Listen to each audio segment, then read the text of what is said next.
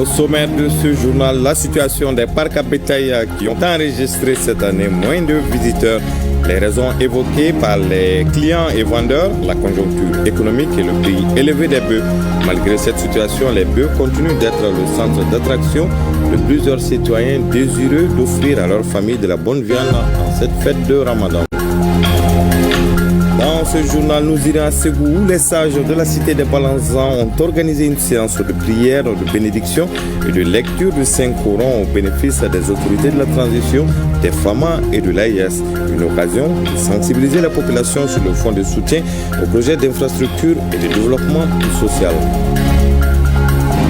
Voilà pour les titres. Mesdames et messieurs, bonjour et bienvenue aux informations. Je vous l'annonçais dans les sommaires. Notre reporter Mamadou Fani a fait un tour dans les parcs et lieux de vente de bœufs pour constater l'ambiance sur place. Le constat est que l'affluence n'est pas au rendez-vous. La raison évoquée par les clients et vendeurs, la conjoncture économique actuelle et le coût élevé des bêtes qui varient entre 150 000 et 500 000 francs CFA par endroit. Malgré cette situation, les bœufs continuent d'être le centre d'attraction de plusieurs citoyens désireux d'offrir à leur famille de la bonne viande en cette fête de Ramadan. Voyons tout cela avec ce reportage de Mamadou Fani. Sur les différents lieux de vente de bœufs dans la capitale, l'ambiance est morose, contrairement à l'année dernière. Les clients se comptent à certains endroits.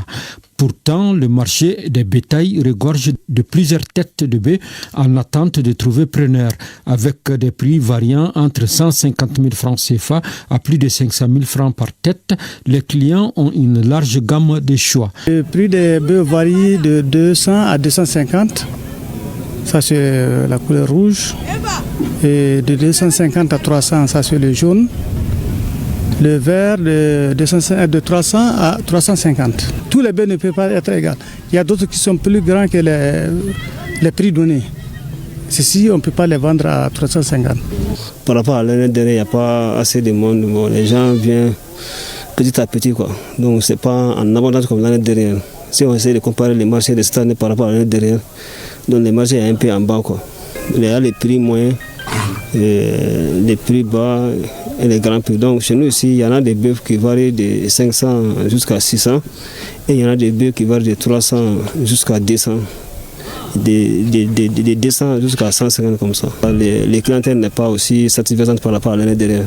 Quant aux clients, ils estiment que le prix des bœufs est relativement cher comparé à l'année dernière. Les prix ont vraiment grimpé de façon générale. Je le dis parce que habituellement nous payons dans les garbales et cette année on n'a pas pu en acheter à cause du prix. Et quand nous sommes venus ici, nous avons pu faire notre choix et opérer l'achat de 2 taurions. Chaque taurion nous a coûté 325 000, donc les deux 650 000. Les prix minimum, ça commence de 200 000 jusqu'à 550 000 pour les bœufs. En attendant, clients et vendeurs de bœufs tentent de concilier les positions pour offrir aux familles de la bonne viande de bœuf à l'occasion de cette fête de Ramadan.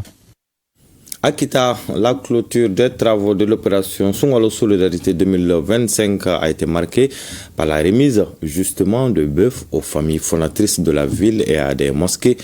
La cérémonie a regroupé au gouvernorat l'ensemble des couches socio-professionnelles de la région. Le reportage de Djigea Mohamed Fabrice et Mamadi Alioubari.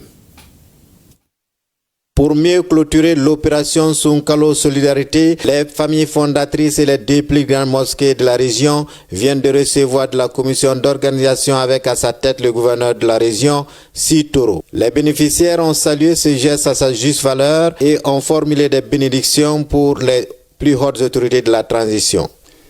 Je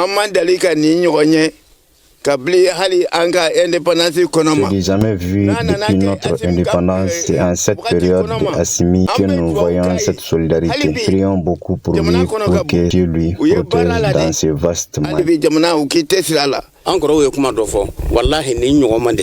Les mémoires de nos ancêtres, il n'y a jamais eu soin de plus haute autorité envers le vieux. Bravo à la transition, les Assimi qui changent à toutes sortes de communautés. En faisant ce geste au nom des plus hautes autorités, pour que cette légitimité prie pour notre pays et pour nous-mêmes, afin que notre pays retrouve la stabilité économique, la cohésion, l'imbrication sociale qu'il a toujours connue, en faisant ce geste qui n'est pas anodin, nous magnifions également le travail de la commission d'organisation de ce ramadan. Ce geste à l'endroit de ces francs de la communauté quitoise vient s'ajouter aux appuis journaliers des différentes mosquées pour leur rupture collective décidée par les plus hautes autorités de la transition sur toute la période du carême. À Nara, la Fondation Daniel vole au secours des personnes vulnérables de la région. Elle vient à cet effet de remettre une quantité importante de vivres à certaines personnes démunies. Une initiative qui s'inscrit dans le cadre de l'opération Ramadan. Le point avec Idrissa Kita. Des vivres composés essentiellement de maïs pour les personnes vulnérables de la région de Nara. Ce don de la Fondation Daniel de Nara dans le cadre de l'opération Ramadan vise à amoindrir la souffrance de ses bénéficiaires pendant ces mois bénis de Ramadan. L'initiative même, c'est d'aider les enfants en situation difficile. Et c'est ce qui a poussé la Fondation Daniel à mener cette activité chaque année. Au total, 50 chefs de ménage de la région de Nara bénéficient de cette action de bienfaisance. J'ai des orphelins et je n'ai pas les moyens. Ce don me permettra de leur donner à manger. J'apprécie beaucoup ces gestes de générosité. La protection et la promotion des droits des ménages vulnérables exigent une synergie d'action de l'ensemble des acteurs que l'État et la société civile et les partenaires techniques et financiers. C'est la raison pour laquelle la Fondation Daniel de Nara et ses partenaires travaillent sans relâche depuis 10 ans pour apporter leur contribution à ces domaines. Autre temps fort de cette 10e édition de l'opération Ramadan de la Fondation Daniel de Nara, la remise d'attestations de reconnaissance aux personnes qui se sont distinguées par les actions de solidarité. La rupture collective de jeûne suivie des prières et bénédictions pour la paix et la stabilité au Mali. À Douanza, en cette veille de fête de Ramadan, plus de 400 enfants, dont 20 de Boni, ont bénéficié de kits vestimentaires, un geste de l'association de soutien aux personnes en situation de vulnérabilité et de handicap Douanza. Le reportage de Almouzer Al-Kamissa Yatara. La chaleur humaine a dominé ces rassemblements. La joie était palpable. Les enfants orphelins, les personnes âgées et les personnes handicapées qui vivent souvent dans des conditions difficiles, soulagées par l'association de soutien aux personnes en situation de vulnérabilité et de handicap à Douanza. On a réfléchi depuis 2012 à nos jours. Il y a trop des orphelins avec l'insécurité, donc pour les handicapés. Donc l'association a mobilisé. On a 400 et quelques vestimentaires pour mettre à disposition des enfants avec les couches vulnérables. Ça fait sourire vraiment tous les enfants qui ont perdu leurs parents. Vraiment pour pas que ce soit isolé les jours de fête. L'initiative même c'est ça. Les visages des bénéficiaires reflétant la reconnaissance, car ce kit vestimentaire représentait bien plus qu'un simple cadeau. On remercie l'association et ses membres et ses partenaires qui a permis aux handicapés, à ces orphelins, d'avoir de quoi porter à ce veille de fête de Ramadan. Cette année, le nombre a beaucoup augmenté. De 300 l'année dernière, nous sommes retrouvés cette année à 400.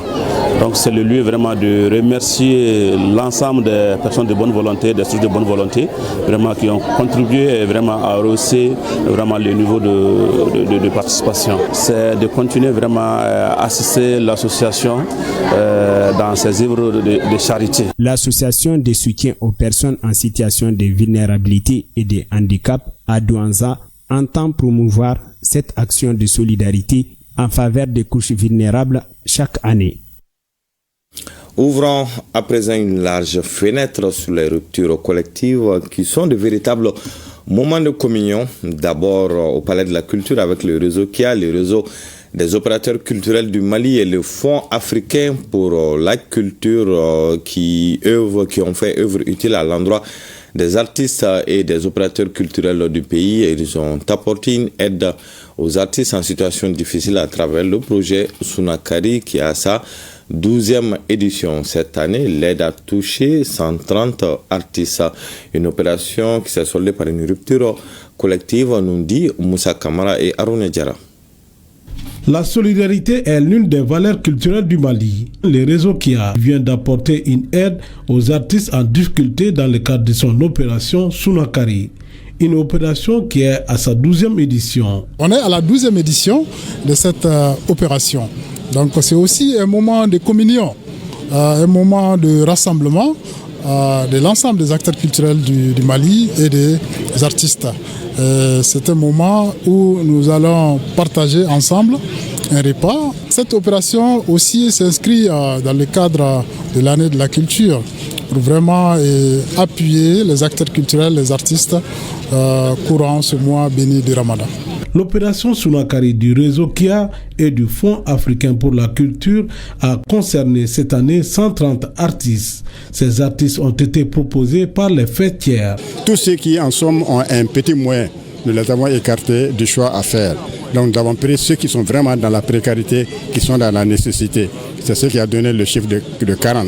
Et au-delà des membres du bureau, nous avons pris à l'intérieur des associations qui composent l'UAPREM, nous avons pris aussi des gens qui sont vraiment dans le besoin, dans la nécessité. Il y a 40 pour l'UAPREM, 40 pour la FEDAMA et je crois 50 pour les autres organisations.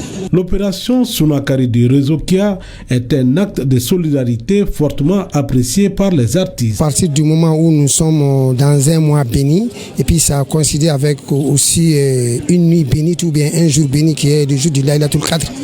Donc vraiment, nous remercions beaucoup le Fonds Maya pour ce geste de solidarité envers les artistes. Cette cérémonie a été sanctionnée par une rupture collective, une manière de magnifier l'unité des hommes de culture en cette année 2025, décrétée par les autorités comme année de la culture. La Fondation Orange Mali vient de clôturer sa campagne de distribution de kits de rupture de jeunes au CCRF de Sogoniko. Pour cette clôture, 2500 kits ont été remis, nous dit Ibrahim Kao Konati. Ce geste de solidarité de la Fondation Orange Mali envers les malades et accompagnants ainsi que le personnel médical du CCRF de Sogoniko entre dans le cadre de son programme Opération Ramadan lancé depuis le début du Ramadan 2025. Depuis début mars, nous sommes sur le terrain pour apporter des kits de rupture et des repas chauds à nos concitoyens qui sont dans le jeûne. Et chaque jeudi, on a appelé cela les jeudis solidaires. Nous sommes dans un hôpital de Bamako pour distribuer des repas chauds aux malades, à leurs accompagnants ainsi qu'au personnel médical. On a un total de distribution de 50 000 kits de rupture et de repas chauds. Fidèle à son engagement envers les populations, la Fondation Orange Mali continue de renforcer ses actions de solidarité pendant ce mois béni du Ramadan. Je suis à l'hôpital pour avoir de la nourriture pour la fin du carême, c'est pas facile. Il faut te déplacer. Donc si on a eu sur place, vraiment, ça nous fait plaisir.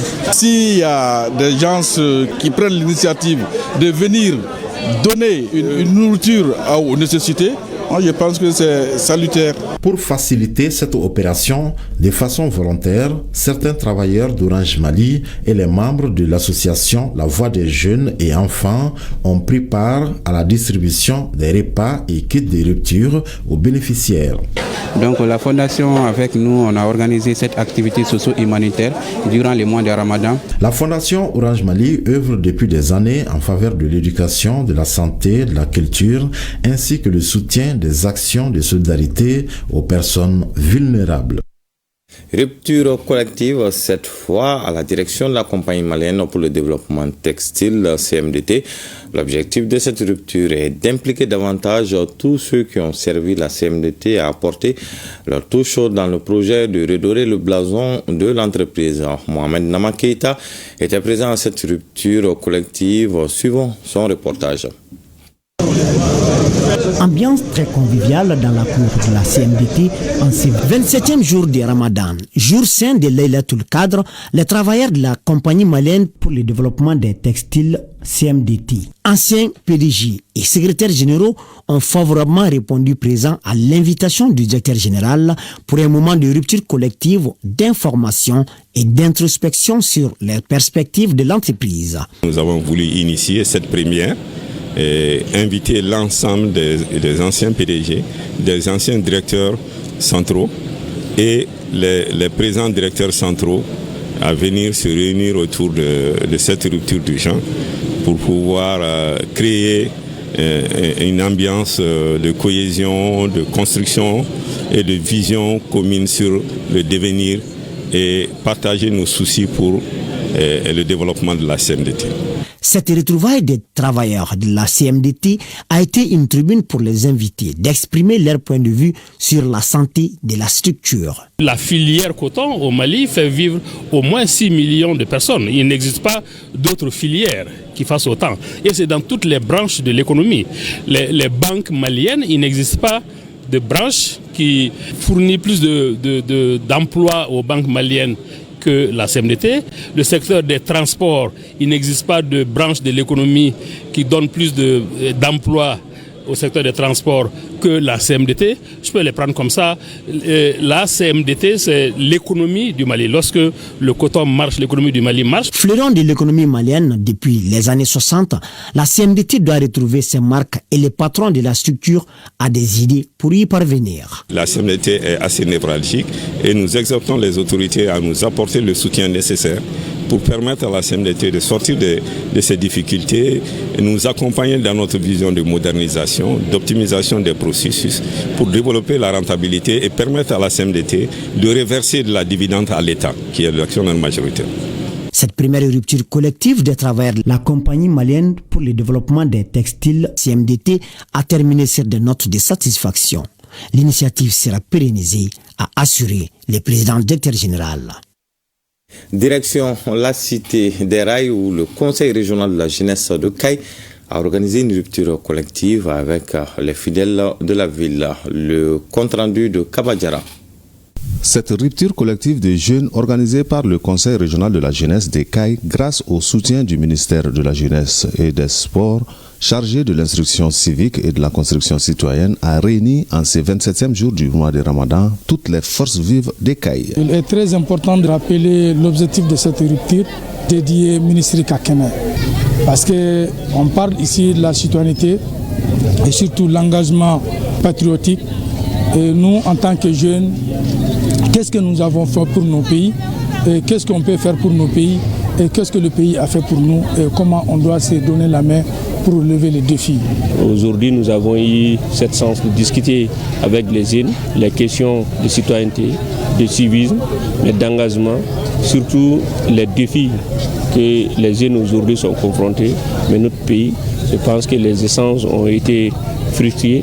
Le chef de l'exécutif a salué fortement cette belle initiative du ministère de la Jeunesse et des Sports chargé de l'instruction civique et de la construction citoyenne. C'est toujours dans la même veine de ce que les autorités, les plus hautes autorités du pays ont entamé. C'est-à-dire que les Maliens se réunissent pour rompre les jeunes ensemble cette année. Et nous avons vu que le ministre en charge de la Jeunesse a été très actif dans le cadre de cette opération. Il est partout, à Bamako et ailleurs. Ici, que les jeunes aussi fassent cette activité ici ne nous surprend rien.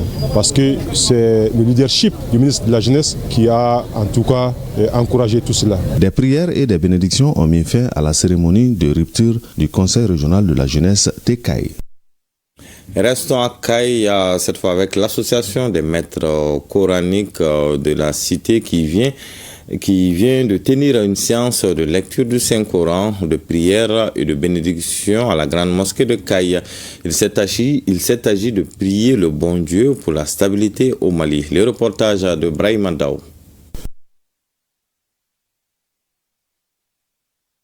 Depuis un certain temps, notre pays traverse des moments difficiles de son histoire. Face à cette situation, Aucun sacrifice, aucune prière ou bénédiction n'est de trop pour le retour de la paix et la quiétude dans le pays. C'est dans ce concept que la Fédération nationale des associations des maîtres d'école coranique, FENAMEC Mali, a institué cette journée de lecture du Coran pour la stabilité du pays chaque 27e jour du mois béni de Ramadan. Nous estimons que nous, en tant que religieux, nous, en tant qu'association religieuse, aujourd'hui, la situation dans laquelle se trouve le pays, chacun a sa pierre à apporter à la construction du pays. Les militaires sont en train de donner leur vie. Nous, notre rôle, c'est de prier. Et c'est lieu pour moi de témoigner comme de l'assiduité des membres de cette organisation qui ont le souci du pays et qui ont pris cette initiative de prier chaque mois de Ramadan en ces jours pour le pays. Donc nous tenons au nom des plus hautes autorités à les remercier sincèrement pour cette initiative qui prouve leur amour pour le pays et aussi leur sens des responsabilités. Rappelons que cette journée de lecture du Coran, qui est à sa 4e édition, a été fortement recommandée par les assemblées générales de la FENAMEC Mali, tenues le 25 octobre 2022 à Bamako et le 6 mars 2023 à Ségou. Justement, dans la même dynamique, les sages de Ségou ont organisé une séance de prière, de bénédiction et de lecture du Saint-Coran au bénéfice des autorités de la transition, des FAMA et de l'AESA. Une occasion de sensibiliser la population sur le fonds de soutien aux projets d'infrastructure et de développement social. Le reportage de Amidou Diallo et Bassi Traoré. Prière, bénédiction, lecture du Coran pour les autorités de la transition, les FAMA, bref, les Mali. Cette séance de prière qui s'inscrit dans le cadre de la nuit du destin, Laylatul Qadr, est organisée par les Saïds de Ségou. Prière et bénédiction pour nos FAMA. Nos FAMA qui aujourd'hui sont en train d'accomplir avec fierté leur mission régalienne de reconquête du territoire national. Des bénédictions pour nos autorités de la transition. Vraiment, les autorités de la transition, vu le nombreux défis vraiment du Mali aujourd'hui, sont en train vraiment de mouiller le maillot. Également, des bénédictions pour l'AES. Au cours de cette rencontre qui mobilise les Ségouviens et des délégations venues de l'intérieur du pays, il a aussi été question du fonds de soutien aux projets d'infrastructure et de développement social et une décision des autorités du pays pour le développement socio-économique. Aujourd'hui, aucun sacrifice n'est de trop pour la patrie. Nous demandons à tous les Maliens, où qu'ils se trouvent, d'aimer leur patrie. Nous apprécions la création de ces fonds de soutien pour le Mali. La rencontre est également l'occasion pour les Saïds de Ségou de réaffirmer leur soutien aux autorités de la transition pour un Mali émergent. À 20h45, vous avez rendez-vous avec Nyanya Aliou Traoré pour la grande édition du soir. Quant à moi, je vous retrouve demain même heure avec le même plaisir. Vous l'aurez compris, c'est la fin de ce journal. Merci de l'avoir suivi et bonne suite de programme sur OATM 1.